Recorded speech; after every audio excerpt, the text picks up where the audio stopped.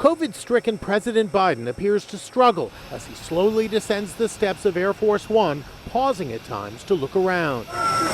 He stiffly walks to a waiting SUV. He has to be helped inside. He puts on a mask on his way to his house in Delaware to self-isolate. The President of the United States. Biden was actually announced at a packed Latino conference in Las Vegas, but he never came out.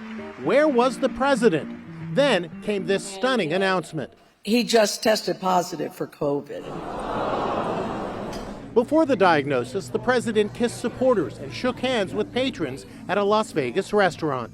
He also posed for selfies. NBC anchor Lester Holt interviewed Biden on Monday, and he sure must be thinking whether he should get tested. This news comes just 2 days after I sat down to interview the president at the White House. He appeared okay at that time. In this political season, people of all parties, they're out shaking hands. Somebody gave him COVID as well as a handshake. The White House says Biden is experiencing mild upper respiratory symptoms and is taking Paxlovid.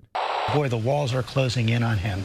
There's a congressman who texted me yesterday and said, could we have one day without bad news this week? Biden's COVID diagnosis could not have come at a worse time for the president as pressure mounts to drop out of the race. President Biden could now reportedly drop out of the race as soon as this weekend as concerns grow over his electability.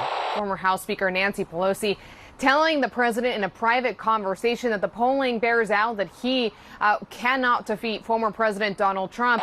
I think that he's going to drop out now. That's my feeling. The COVID, in a way, is like a good way for him to get out because he needs this time to show how strong he is. And he's sick. And the time is very, very short now. This is not going to end well if it continues to drag out.